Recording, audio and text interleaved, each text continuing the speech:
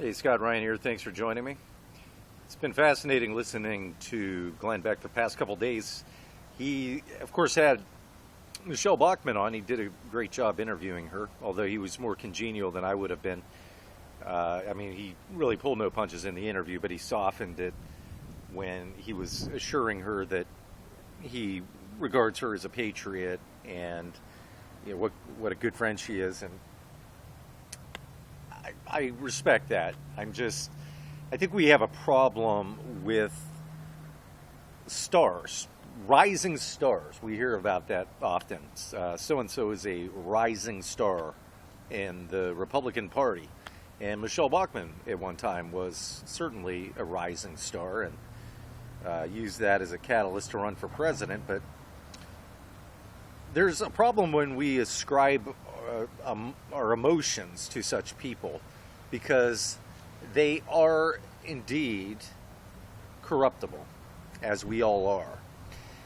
And when we do that, it is such a letdown. It's demoralizing. But not only that, the left uses them to accomplish their goals. If they can get them just to compromise on one critical issue. Before Bachmann, this Marco Rubio sold out with this immigration issue, and in collusion with John McCain and Chuck Schumer and Lindsey Graham, of course. And it was appalling. I remember listening to Rush Limbaugh. You could listen throughout one show. You might hear that commercial with Rubio selling this piece of crap bill that he and the Gang of Eight have been working on. And he used the word conservative. It was laced with the word conservative. It was kind of like the Patriot Act. Whenever they use these key buzzwords, it's so glaring that it's bad news and they're trying to shove some crap down our throat. But nevertheless, Michelle Bachmann, I don't care what she's done in the past. This is the most important issue that we have faced in our lifetimes. Really, it's Orwellian. We got to this point where I can't believe that somebody like Michelle Bachmann would be so obtuse about the significance of this. And I don't care if it's the actual conversations that they're listening to or looking at the metadata. They don't have a right to it.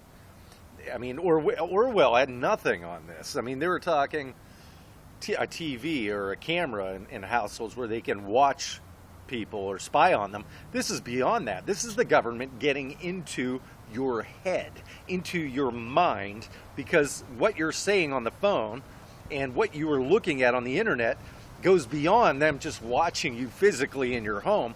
It is going into your mind. Whatever you're reading, whatever you're writing or typing in emails, or to whom you're sending emails, they are getting far beyond anything that Orwell had imagined. And I don't care what any politician has done in the past by compromising and helping the government. This is our freedom, all in a nutshell. This is the pinnacle of treason, what is taking place here. It's like Benedict Arnold. He was an outstanding general. He was a hero under the crown, and during the Revolution, he was a hero, a fabulous and accomplished general.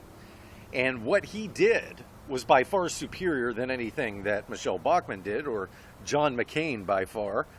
But it only takes that one sellout for your name to rightfully go down in infamy. This is our freedom on the line. This president has proven everything that he's done. If he tells the truth about anything, it is the exception rather than the rule. Michelle, this guy has actually admitted, his administration has admitted that they have spied on Congress. They're spying on you. We've seen what they've done. Not only spying on you, we've seen what they've done harassing people, citizens, with using the IRS, using the Department of Justice, whatever it takes. You look under any federal agency, we know about the ones I just mentioned. But I guarantee you look under any rock, what are you talking, FDA, FCC, FTC, SEC, you name it. These people, this saboteur is abusing that agency. Mark my words. What the hell is it going to take? The guy has a kill list of including American citizens. The guy has a website. I mean, this is the President of the United States. While President has established a website in which he encourages citizens to turn in, to inform upon and provide the information on people who speak out or blog against his policies and against his administration. It doesn't get any more glaring, any more obvious that this man is a traitor in treason and destruction of America, and our way of life is his game. I don't know what you're waiting for. I don't know what could be possibly more appalling than what we're seeing with this spying. I would much rather take my chance of being blown up by a terrorist. I've got, 1 in 300 million chance. They're isolated incidences, but this is guaranteed tyranny. And that's why we cannot afford political stars and putting our hopes in individuals. I don't care how inspiring they are today. We've got to look at them on a day-to-day basis. It's kind of like, I'll equate this to the scriptures in a sense, although what the Apostle Paul was talking about was by far more important than anything that's going on in this life. Heaven and earth will pass away. But going back to the Apostle Paul, when he was warning to the Galatians, he said, personally, but though we or an angel from heaven preach any other gospel to you than that which we have preached unto you, let him be accursed. The Apostle Paul, regarded by many as the greatest of the apostles, himself warned the Galatians. It was Galatians chapter 1, verse 8. Warned them that he himself or an angel could possibly be corrupted. And to forget about what happens tomorrow, this is the pure gospel. I don't care if it's me or an angel. Without being too tangential and too redundant, the point is this. We are all human beings. We are all corruptible. We are all tainted in this world with sin, saved only by the grace of God if we accept it. But what Paul, the greatest of the apostles, is admitting there is that it could happen to him, and they need to be on the watch. Now, not to equate our human tribunals with the eternal Word of God. However, the point of our corruptibility should be pondered in much the same context. We need to be on the lookout.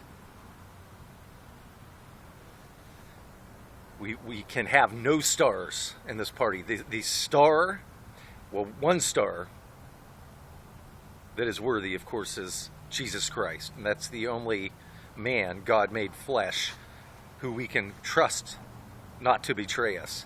But we must maintain those principles, which are subsequently rooted. What made this country the greatest nation on the face of the earth in human history are those principles of God and his Son, Jesus Christ, to tie it all together. We need to be on the lookout. We cannot ascribe our affections and look at man. We must press on, no matter who betrays us, on a daily basis. We've got to stay focused. I don't care who they are, whether they're Marco Rubio, suddenly we ascribed our affections to him, and suddenly he was our next presidential candidate, and then he goes and betrays us with John McCain and Lindsey Graham and Chuck Schumer. Gone. You're out of there. You get one chance, you are out. You blow it like that, Michelle Bachmann's leaving anyways. I don't mean to knock her as a person. Maybe her motives were genuine. I don't know. The way this administration operates, God only knows. I mean, he puts people who are blackmailable in high places where he can keep them under his control. He's got all the data. He's admitted to spying on Congress. You can read between the lines about what is probably going on. This is historic proportions, people. We are under attack. America is under attack, and we don't have much time. We need to band together. Thank you for joining me. I'm Scott Ryan.